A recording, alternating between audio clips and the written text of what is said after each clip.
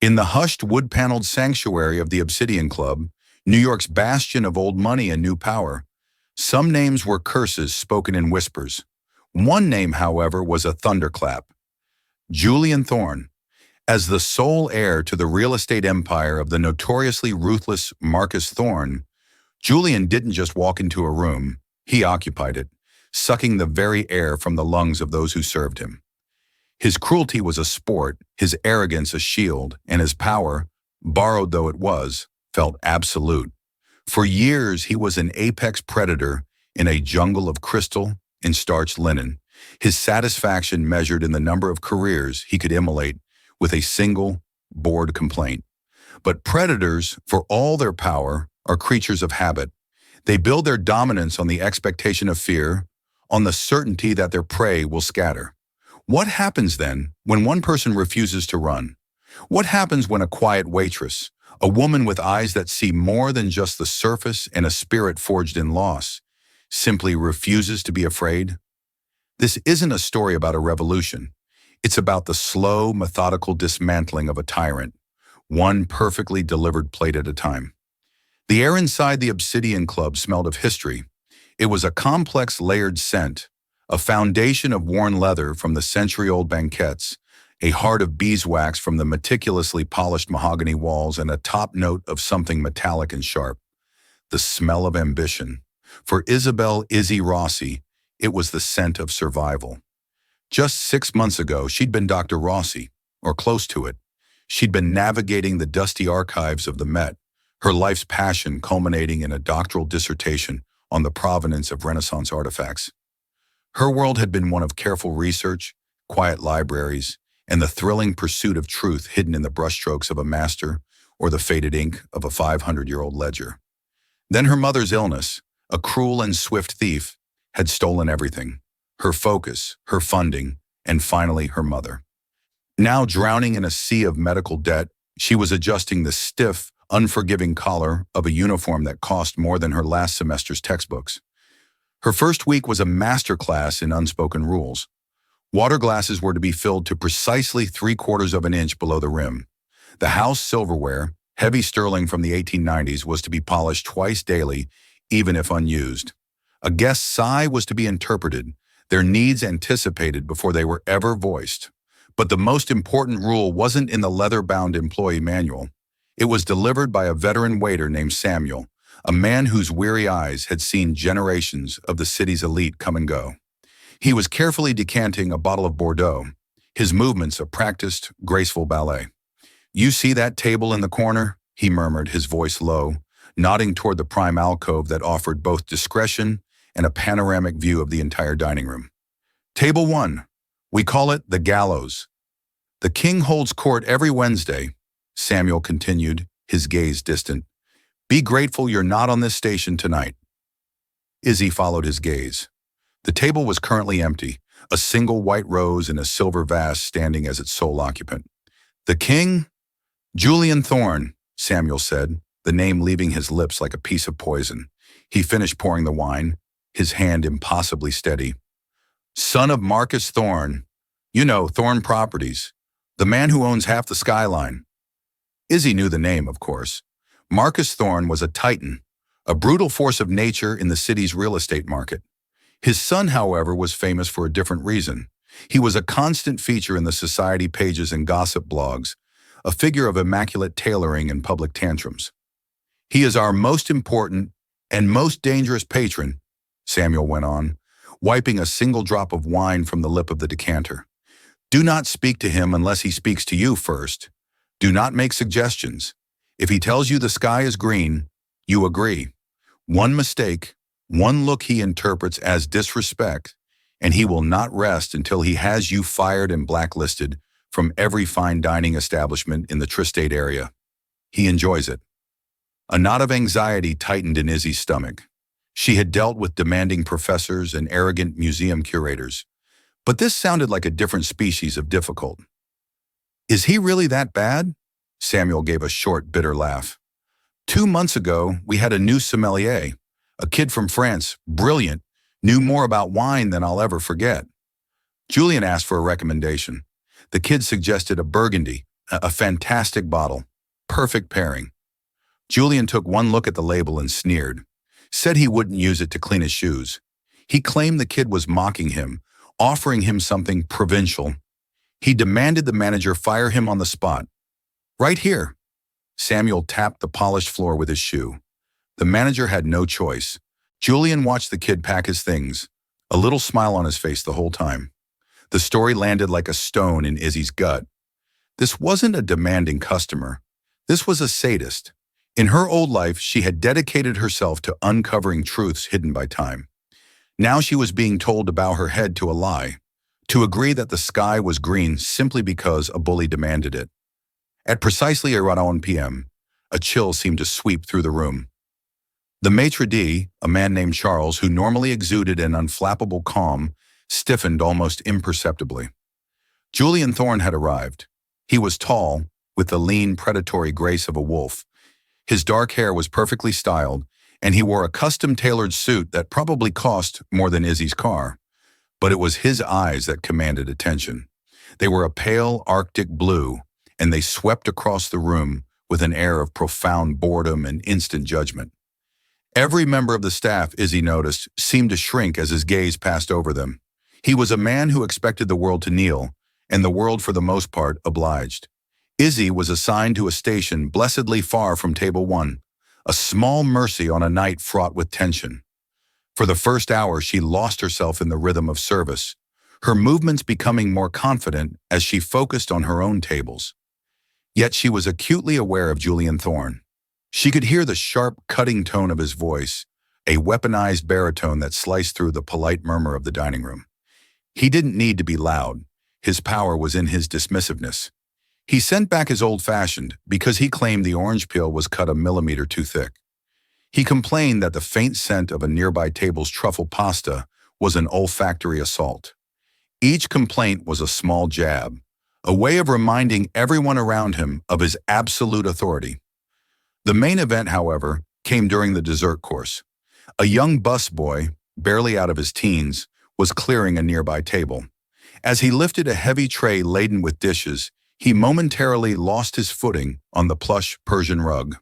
The tray tilted, and a single empty dessert fork slid off, landing on the floor with a soft, almost inaudible clink. It was 5 feet from Julian Thorne's table. It disturbed no one. But Julian stopped his conversation mid-sentence. He turned his head slowly, his eyes fixing on the busboy, who had frozen in sheer terror. "You," Julian said, his voice dangerously soft. The word hung in the air like a death sentence. The busboy, whose name was Leo, turned pale. "Yes, Mr. Thorne?" "Did you just drop something?" Julian asked, though the fork was in plain sight. "A fork, sir. I'm so sorry, sir." Julian placed his own fork down on his plate with a deliberate, loud click. A fork, a piece of metal, clattering on the floor, a sudden jarring noise. He looked at his guest, a portly man who was now looking deeply uncomfortable. "It has completely shattered the ambiance. I've lost my train of thought." He turned his cold gaze back to Leo. "You have ruined my dessert. Your clumsiness has cost me my appetite and a potentially lucrative conversation." He waved a dismissive hand toward Charles, the maitre d', who was already rushing toward the table, his face a mask of mortified apology. "Charles, get him out of my sight. I never want to see his face in this restaurant again." Leo began to tremble, his eyes filling with tears. "Please, sir, it was an accident." "Your employment was an accident," Julian retorted, his voice dripping with contempt. "One I am now correcting." Izzy watched the horrifying spectacle from across the room. It was a public execution. This wasn't about a fork. It was about the sheer, unadulterated pleasure of exercising power, of breaking someone for the simple reason that he could. She felt a familiar fire ignite in her chest, the same indignation that had fueled her late-night research sessions, the righteous anger at seeing a truth trampled by a lie. Samuel had called this place the gallows. He was right. And Izzy Rossi, standing in the shadows with a tray of clean glasses, had just met the executioner. What Samuel didn't know was that Izzy had spent the last 5 years of her life learning how to expose fakes. And Julian Thorne, for all his polish and power, struck her as the fakest thing in the room. A week later, the cruel lottery of the station chart placed Izzy directly in the dragon's path. Samuel was out with the flu, or as another waiter cynically called it, Thornitis. And Charles, his face grim, had assigned her to the section that included table 1. "Rossi," he'd said, his voice low, "you're quiet. You're efficient. Don't try to be clever. Just be invisible." A chorus of sympathetic glances followed her as she prepped the station. Izzy, however, simply gave a tight nod. "Yes, Charles." She prepared for the evening like a scholar preparing for an oral defense. She reviewed the file on Julian Thorne, memorizing his preferences. Macallan 25, one large, perfectly clear ice sphere. Steak, Pittsburgh rare, meaning charred on the outside, completely raw on the inside. He detested parsley in any form. He preferred still water, Evian, served at precisely 45 degrees Fahrenheit. Every detail was a potential minefield, a test she could not afford to fail. When Julian Thorne arrived, this time with a beautiful but nervous-looking woman at his side, Izzy was ready. She approached the table with a practiced calm, her posture erect, her expression a blank canvas of professional deference. "Good evening, Mr. Thorne. My name is Isabel, and I will be your server this evening." Julian's pale eyes flickered over her, a cold, cursory glance that was more of an inspection than a greeting. He didn't reply, simply gesturing toward the bar. "Macallan." "Of course, Mr. Thorne." She performed the initial service with flawless precision. The scotch was poured, the specific water presented, the menus offered without a word. For a brief, hopeful moment, Izzy thought she might just become the invisibility Charles had recommended. The illusion was shattered when Julian began to study the artwork. The Obsidian Club was famous for its collection of 19th century American landscape paintings. "The painting on that wall," Julian said, gesturing with his glass toward a large canvas depicting a stormy seascape. "It's a heady, obvious, of course, his signature use of luminism." He then looked directly at Izzy, a small, condescending smile playing on his lips. "I assume you wouldn't know anything about that." It was a test, a deliberate jab designed to put her in her place, to remind her that she was merely a servant, and he was a connoisseur. But he had chosen the wrong battlefield. Izzy's mind, which had felt so dull and weary for months, suddenly sparked to life. "It's a beautiful piece, sir," she said, her tone perfectly even. "But it's actually a late-period Sanford Robinson Gifford. You can tell by the brushwork on the clouds and his characteristic use of a pink underpainting to achieve that specific atmospheric glow. Hetty's work from the same period was typically more tightly rendered." The silence that followed was profound. Julian Thorne stared at her. His date's eyes widened. He was not used to being corrected, especially not by a waitress, and certainly not on a topic where he considered himself an expert. The condescending smile vanished from his face, replaced by a flicker of something she couldn't quite decipher. Annoyance, yes, but also a sliver of surprise. He recovered quickly, his expression hardening into a cold mask. "Is that so?" he said, his voice dangerously smooth. "How fascinating." He then turned his attention to the menu, a clear dismissal. The rest of the meal was a war of attrition. He ordered the steak, Pittsburgh rare. When Izzy delivered it, he cut into the center, examined the raw, cool interior, and pushed the plate away. "This is cold," he announced, his voice resonating with theatrical disappointment. "Pittsburgh rare is charred on the outside, blood raw on the inside, but it should be warm. This is an amateurish attempt. Take it back." Izzy knew for a fact the steak was cooked perfectly. She had personally watched the chef use a high-intensity broiler to achieve the exact char before resting it for precisely 90 seconds. This was the real test. This was the moment she was supposed to crumble, to apologize, to show fear. This was the game. Her mind went into research mode, she observed. Julian wasn't just angry, he was expectant. He was waiting for the flinch, for the stammered apology that would reaffirm his dominance after her unexpected art history lesson. Izzy decided not to give it to him. "I do apologize that the temperature is not to your liking, Mr. Thorne," she said, her voice a perfect blend of professional regret and unwavering calm. "I will have the chef prepare another one for you immediately. Would you prefer it broiled for an additional 10 seconds to warm the center?" Her composure was, in its own way, an act of defiance. She hadn't just apologized. She had offered a technical solution, treating his complaint not as a personal failing on her part, but as a simple matter of culinary preference. She was refusing to accept the premise of his attack, that she was incompetent. She was refusing to be his victim. He stared at her for a long moment, his arctic eyes searching for a crack in her composure. He found none. "Fine," he clipped. "Just do it."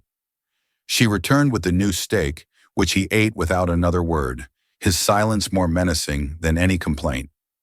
For the rest of the evening, he ignored her completely, speaking only to his date, but Izzy felt his eyes on her as she moved through her station.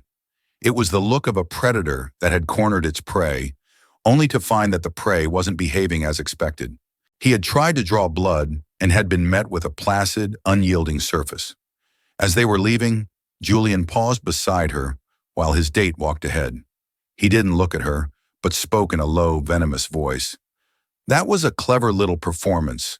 The painting, the steak." He finally turned his head, his eyes boring into hers.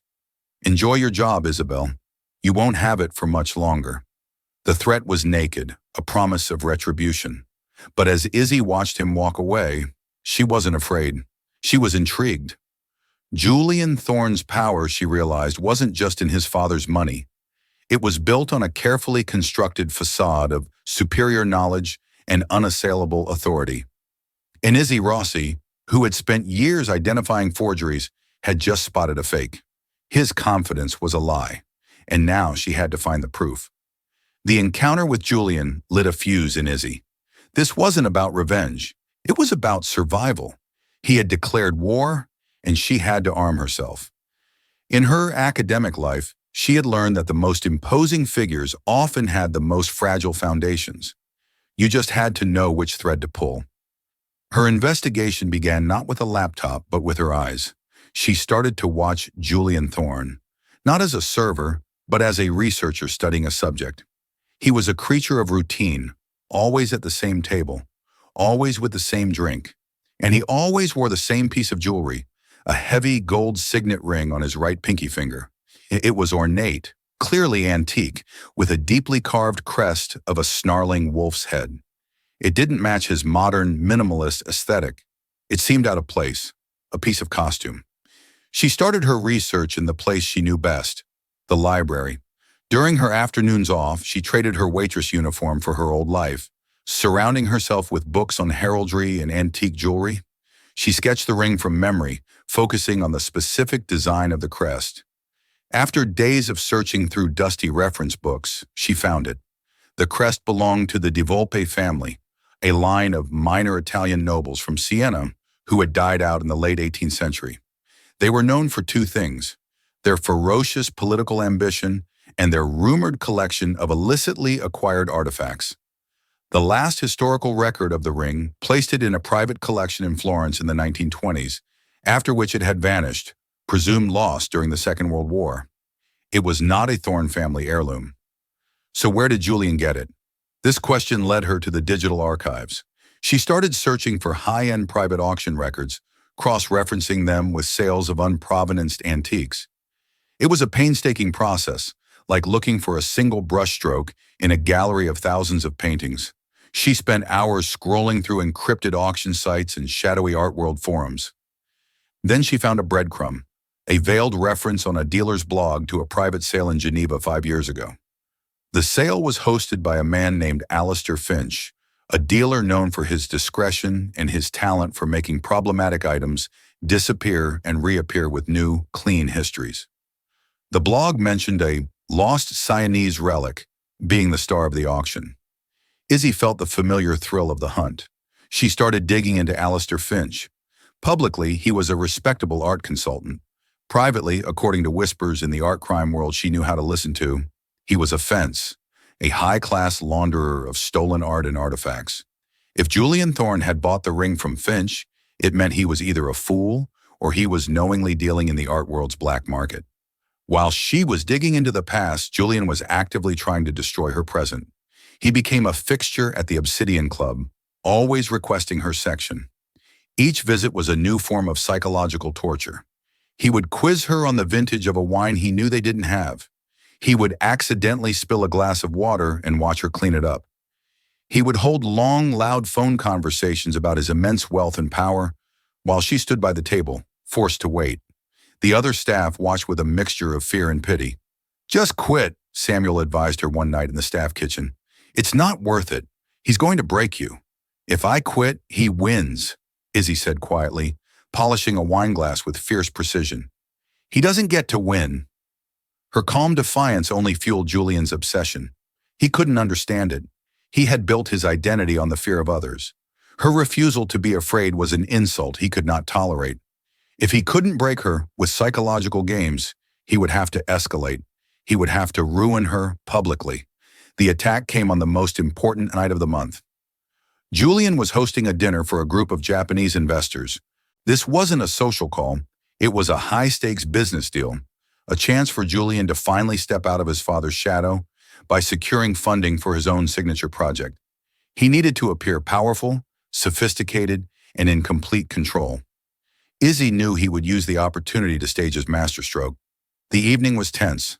Julian was on his best behavior, playing the part of the gracious, powerful host. But Izzy could see the cold fire in his eyes every time he looked at her. He was a snake coiled, waiting for the perfect moment to strike. The moment came just as the espresso was being served. Near Julian's table, on a mahogany pedestal, was one of the Obsidian Club's most prized possessions, a set of antique dueling pistols that had once belonged to Alexander Hamilton. They were kept under a heavy glass cloche, a priceless piece of American history. As Izzy was serving the coffee, Julian let out a sharp, sudden gasp. He shot to his feet, pointing a trembling finger at the display. "The case," he said, his voice ringing with alarm. "It's open." Charles and several staff members rushed over. Indeed, the heavy glass cloche was slightly ajar, tilted by less than an inch. It was a detail no one would have noticed. "My God," Julian said, his voice laced with manufactured horror. He reached into the case. "One of the pistols! It's gone!" Panic erupted.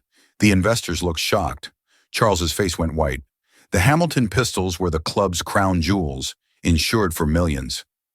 Julian slowly turned, his eyes landing on Izzy with theatrical precision. "You," he said, his voice low but carrying across the now silent dining room. "The waitress. You were just here. You were standing right next to the display." The accusation was as audacious as it was devastating. Izzy felt a wave of icy dread, but her mind remained unnervingly clear.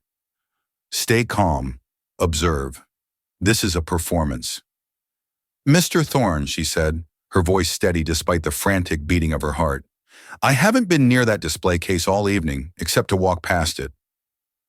"Liar," one of Julian's associates barked, eager to curry favor. "I saw you lingering there earlier." "It makes perfect sense," Julian continued, his voice taking on a tone of sorrowful discovery. "A woman with debts, working a menial job. The temptation must have been immense." He had clearly done his homework on her financial situation. The restaurant was in an uproar. The investors were whispering among themselves, looking at Izzy with suspicion. This was Julian's checkmate. An accusation of this magnitude from a man of his stature was as good as a conviction. She would be fired, arrested. Her life would be over. It was a public execution, just as he had planned. "We must call the police," Julian declared, "and I suggest we search her locker and her belongings immediately." Charles looked at Izzy, his expression a miserable mix of suspicion and despair. "Isabel." "I have nothing to hide," Izzy said, her voice cutting through the noise. She looked not at Charles but directly at Julian. She knew denying the accusation was useless. The pistol was likely hidden somewhere that would incriminate her, or perhaps it was already gone, safely in the hands of one of Julian's men. She couldn't fight the lie with the truth of her innocence. She had to fight it with a different truth. This was the moment. She had to deploy her weapon, not to prove her innocence but to destroy his credibility. As the security chief was summoned and the horrified whispers grew louder, Izzy took a single step toward Julian. All eyes were on her. They expected tears, denials, pleading. They did not expect what came next. "It's a beautiful ring you're wearing, Mr. Thorne," she said, her voice calm and conversational, a bizarre counterpoint to the chaos in the room. Julian was taken aback. What? Your ring, she repeated, her gaze locked on the gold wolf on his finger.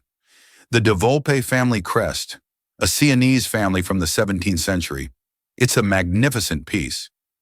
The investors, men who appreciated wealth and history, leaned in. Their interest peaked. The accusation of theft was momentarily forgotten, replaced by this strange academic tangent. Julian narrowed his eyes. I have no idea what you're talking about. Oh, but I think you do, Izzy said softly. It's a very rare piece. It was thought to have been lost during the war. I was surprised to read that it recently resurfaced. At a private auction in Geneva, wasn't it? She paused, letting the words sink in. Hosted by Alistair Finch. The name meant nothing to the investors, but to Julian, it was a thunderbolt. A flicker of genuine panic flashed across his face. He had built his life on a foundation of unearned authority, and she was systematically dismantling it in front of the very people he needed to impress. Finch is a fascinating dealer, Izzy went on, her voice still level, as if she were giving a lecture. He specializes in complicated items, pieces with questionable provenance. He's known for his ability to acquire things that have been misplaced from private collections or museums. She took another step closer, lowering her voice so only Julian and those at his table could hear clearly. He has a particular talent for acquiring small, valuable, easily concealed historical items, like antique jewelry. She paused, then added, or antique pistols. The implication was a poisoned dart, subtle but deadly.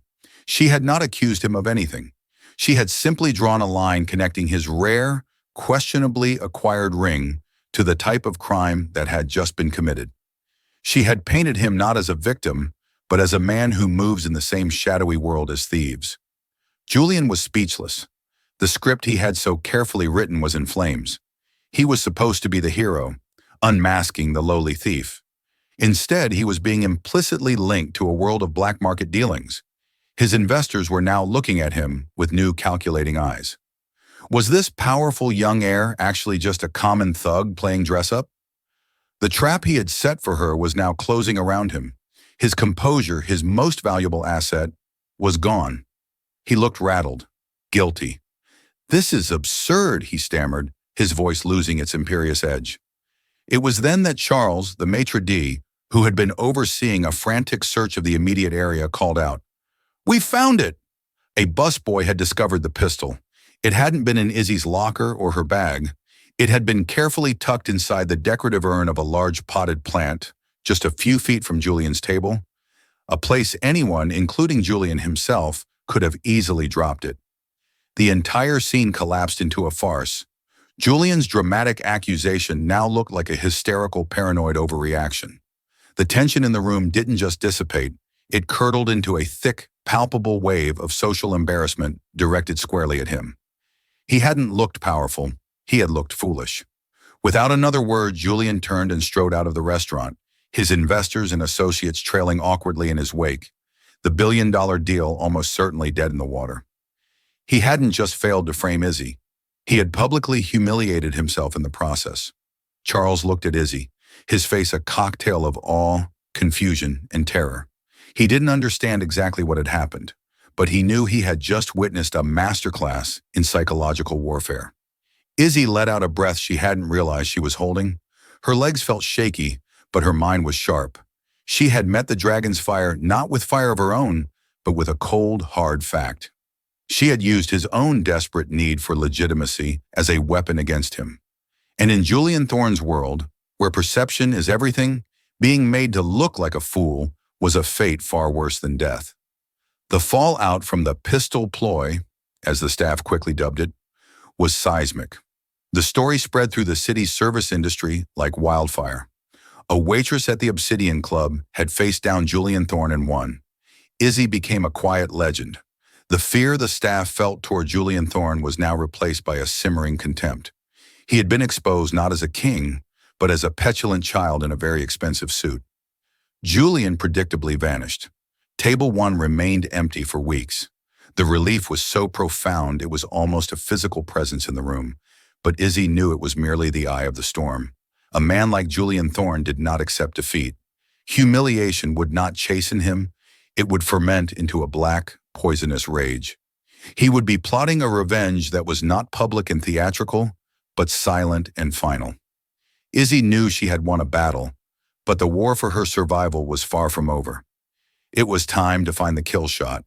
Her research into the De Volpe ring had given her a key, but she needed to find the lock it opened. She knew Julian was desperate to escape his father's orbit, to prove himself with his own project. The disastrous dinner with the investors was the key. What was the deal he was trying to make? This time, the hunt felt different. The shift was subtle but profound, a change in the very chemistry of her intent.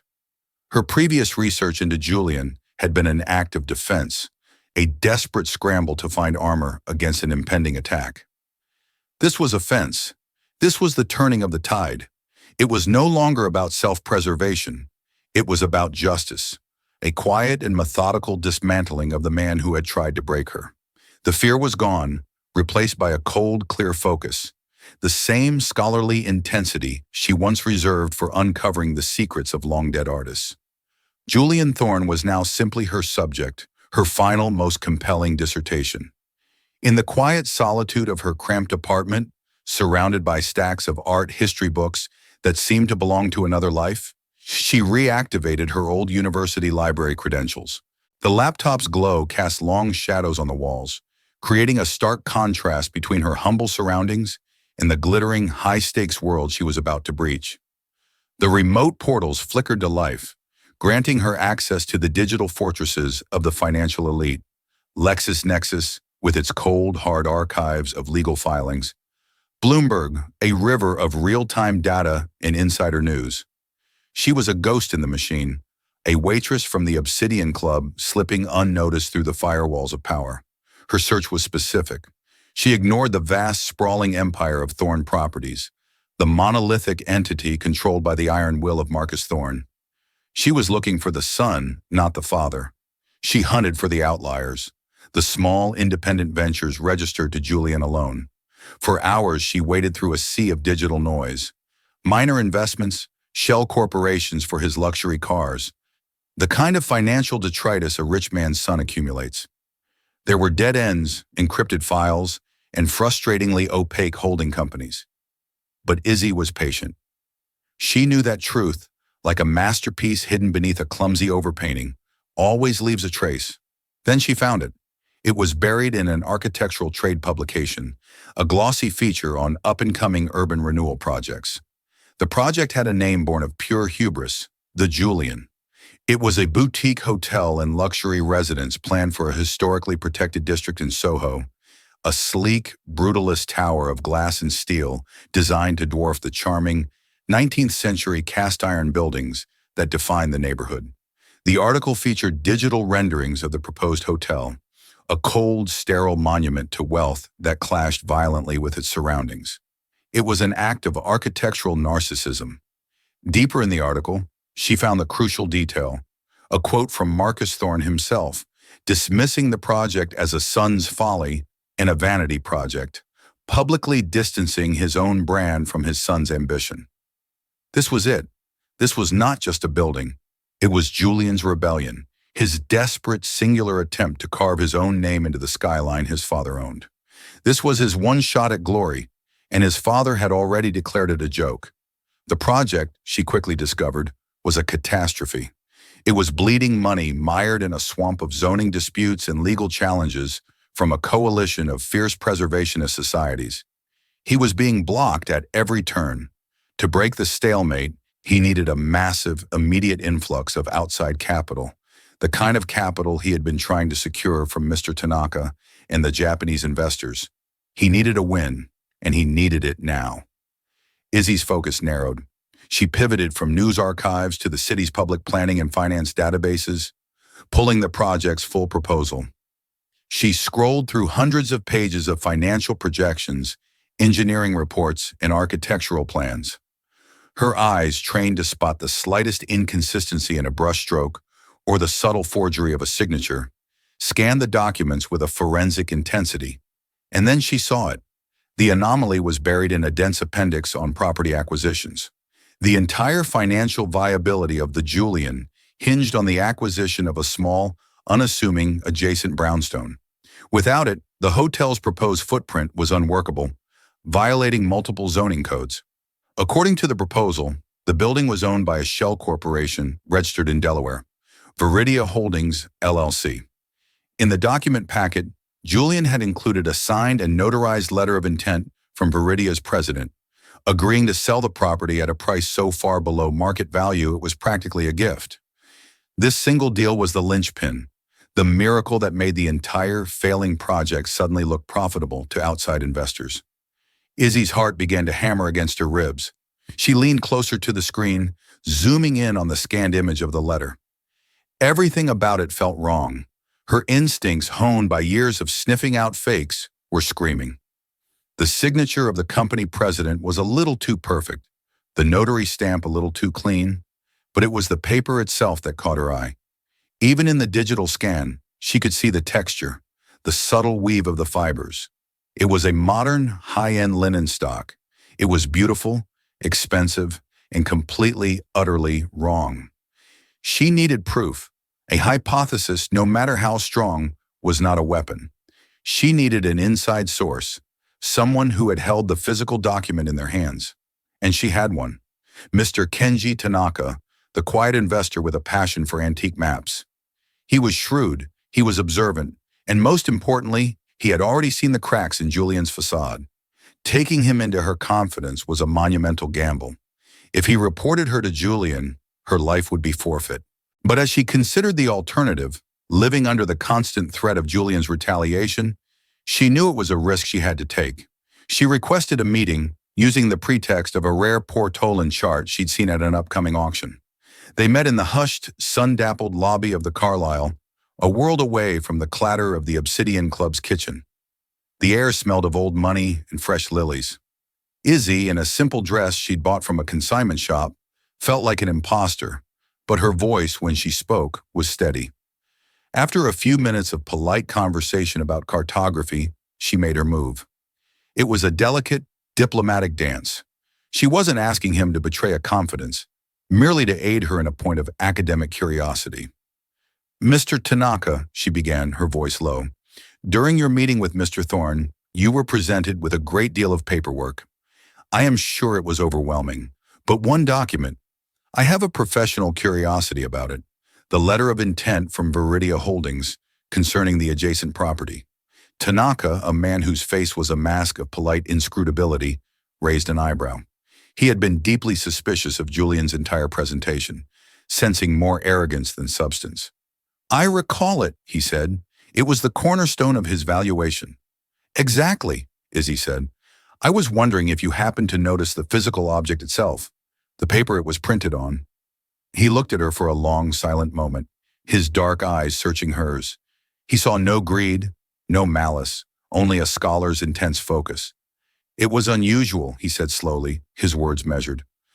"Modern linen paper, a very heavy, expensive stock, cream-colored. He made a point of it, mentioned it was imported from Italy.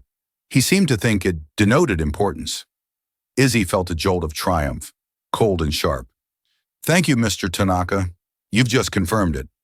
"Confirmed what, Ms. Rossi?" "The Shell Corporation, Viridia Holdings, was founded in 1978, she explained, her voice quickening with the thrill of revelation. "For a legal document of that era, particularly a letter of this significance, they would have used a standard high-rag content bond paper. The letterhead would likely have been engraved or printed with thermography. This modern Italian linen stock he was so proud of, it wasn't available for commercial use until the late 1990s. It's a small detail, an anachronism, the kind of mistake a forger makes when they are trying too hard to make something look impressive instead of making it look authentic. The letter is a fake." Tanaka's eyes widened, the mask of politeness falling away to reveal the face of a shrewd, calculating predator who had just smelled blood in the water. He had seen the lie in Julian's character. She had just shown him the empirical proof of the lie in his paperwork. He respected evidence above all else. "Your powers of observation are formidable, Ms. Rossi," he said, a newfound respect in his voice. He leaned forward, a conspiratorial glint in his eye. Perhaps I can solve the other half of your puzzle. He slid his phone across the table, showing her a screen with a complex corporate ownership chart. My team did its own due diligence. Viridia Holdings is not some anonymous entity. He tapped the screen, and the final box in the chart illuminated. It is owned in its entirety by his father, Marcus Thorne. The final piece of the puzzle clicked into place with the force of a physical blow. The full, pathetic picture was now horrifyingly clear. Julian wasn't just trying to make a deal. He was trying to defraud investors by forging a letter to sell a property that his own father controlled and had explicitly refused to give him. It was an act of such profound childish desperation, an illegal, amateurish, and deeply insulting attempt to create a fiction of success. It was the kind of pathetic, reckless failure his brutal, unforgiving father would never, ever forgive. Izzy now held the ultimate weapon. It wasn't just proof of a crime that could send Julian to prison. It was proof of the one thing Julian feared more than anything else in the world: being exposed as an incompetent, embarrassing failure in the merciless eyes of his father. In that moment, she understood the core of Julian Thorne. His cruelty was not a product of strength, but a defense mechanism born of a deep, gnawing terror of his own inadequacy. He was a hollow man, a ghost haunting a life that was not his own, living in the suffocating shadow of a brutal giant. And he would burn the entire world down just to cast a shadow of his own, no matter how fleeting. She knew with absolute certainty that he would come for her. His wounded pride would demand it. He would not be able to resist a final confrontation, a last-ditch effort to reassert his dominance and silence the one person who had seen the terrified child behind the monster's mask. This time, there would be no audience, no performance. It would be just the two of them, in the quiet, empty spaces after the world had gone home. But when he came, she would be ready. She wouldn't be meeting Julian Thorne, the billionaire's heir. She would be waiting for Julian, the terrified son, the clumsy forger. And she had the truth, like a shard of glass, waiting for him. 3 nights later, he came. There was no grand entrance, no imperious sweep through the dining room. The Obsidian Club was closed, the cavernous space silent save for the low hum of the wine coolers. Izzy was behind the main service bar, performing the final closing ritual of polishing the sterling silver, when the heavy oak door to the kitchen swung open with a groan. He stood there, silhouetted against the harsh utility light. He wasn't wearing an immaculate suit, but a simple dark cashmere sweater and trousers. His hair was disheveled, his face pale and haggard. The mask of the arrogant heir was gone, shattered. All that remained was a raw, simmering fury, and eyes that burned with the cold fire of a cornered animal. "You!" he hissed, the word a venomous whisper that slithered through the silent restaurant. "You couldn't just leave it alone, could you? You couldn't just stay in your place." Izzy didn't flinch. She placed the silver cocktail shaker she was holding carefully onto the linen-lined tray. Its soft clink, the only sound in the room. "You should leave, Mr. Thorne. You're trespassing." He laughed, a harsh, ugly sound devoid of humor, full of broken glass. It echoed off the coffered ceilings. "Trespassing?" he spat, stalking toward the bar. "I could buy this entire city block and have it demolished before sunrise. I could end you." He slammed his hand down on the polished mahogany, inches from her. "A word from me, and you will never work in this city again. Not as a waitress, not as a dog walker. A single phone call, and you'll find yourself buried in lawsuits so deep you'll forget what the sun looks like. I will take everything from you." He leaned in closer, his voice dropping to a low, menacing growl. "But that's too simple. Tanaka called me. The deal is dead. He called it structurally unsound. You stuck your filthy plebeian nose into my world, and now I'm going to ruin yours. I know about the medical debt. I know your pathetic academic credentials have expired. You are a nobody, a ghost with nothing to her name. I am going to enjoy watching you lose what little you have left." This was the dragon's fire, the final, desperate, wounded eruption of threats and intimidation. But Izzy was no longer afraid of the fire. She knew the dragon was hollow, made of paper and fear. She leaned against the back bar, her posture relaxed, her gaze steady and unwavering. She let his tirade wash over her, and when he was finished, breathing heavily, she spoke. "You're right about one thing," she said, her voice soft but sharp as a scalpel. "I am a researcher. It's what I do, and I am very, very good at it." She picked up a clean wine glass, holding it up to the dim light, inspecting it for streaks as she spoke, her movements calm and deliberate. "I know about the hotel project," she continued, her voice dropping even lower, forcing him to lean in to hear. "I know you called it the Julian. I know you needed it to prove something to your father. And I know the linchpin of the entire deal, the one thing that made it all work, was the acquisition of the little brownstone on Sullivan Street." Julian's face tightened, the muscles in his jaw twitching. The threats died on his lips, replaced by a sullen, defensive silence. "Lies and slander." "Is it?" Izzy asked, placing the glass down. "I know the property is owned by a shell corporation, Viridia Holdings, and I know that Viridia Holdings is owned by Marcus Thorne." At the mention of his father's name, Julian visibly flinched. It was a direct hit, a physical blow delivered with words alone. "And I know," she said, her voice now barely a whisper, "that the letter of intent to sell, the one you were so proud of, the one on the fancy Italian paper, it's a forgery." The blood drained from Julian's face, leaving it a waxy, corpse-like gray. The last vestiges of his bravado crumbled to dust, leaving behind a raw, primal, and utterly pathetic fear. "I know about the paper, Julian," she said, using his first name for the first time. A deliberate twist of the knife, an assertion of intimacy he could not stand. "Modern linen stock for a document supposedly signed in 1978. An amateur's mistake, a clumsy, desperate mistake. The kind of mistake your father would never make." He stared at her, speechless, his breath coming in ragged gasps. His worst nightmare was standing before him in a waitress's uniform, calmly dismantling his entire world. "Here is what's going to happen now," Izzy said, her voice taking on a cold, hard edge of command. She pushed herself off the back bar and stood tall, looking him directly in the eye, no longer a server, but an executioner.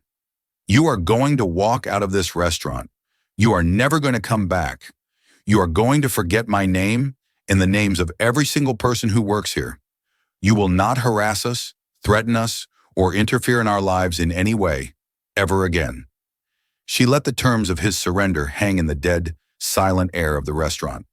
"If you do not," she continued, "if I hear so much as a whisper of you causing trouble for anyone here, my full analysis of your forgery, a detailed 12-page academic breakdown of every anachronism, every material inconsistency, every stylistic flaw, will find its way to your father's desk.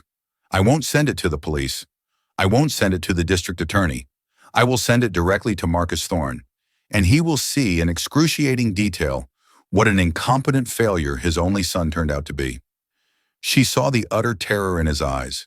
Prison was one thing, a battle he might fight with his father's lawyers, but the judgment of his father, the cold, brutal patriarch whose approval he so desperately craved and so utterly feared, that was a fate worse than any prison sentence. To be exposed to him not as a ruthless prodigy, but as a pathetic, clumsy fraud, he would be destroyed. For a long, silent moment, Julian Thorne simply stood there, broken. The fearsome predator was gone, replaced by a scared little boy who had been caught cheating. The hatred in his eyes was still there, a toxic, burning ember. But it was the impotent hatred of the utterly defeated. Slowly, shakily, as if his bones had turned to dust, he turned. He didn't say another word. He didn't look back. With the last tattered shred of his dignity, he walked through the kitchen and out the service entrance, into the anonymity of the night. The swinging door sighed shut behind him, and the oppressive weight that had hung over the Obsidian Club for years finally truly lifted. A stunned silence filled the empty restaurant, broken only by the low, steady hum of the refrigerators. Izzy let out a long, shuddering breath she hadn't realized she was holding, her knees suddenly weak. She gripped the edge of the bar for support, the adrenaline finally leaving her in a dizzying rush. She was no longer just Isabel Rossi, the former academic, the waitress. She was the woman who had faced a tyrant in his own arena and had dismantled him, not with power or wealth, but with a quiet, devastating, an undeniable force of the truth.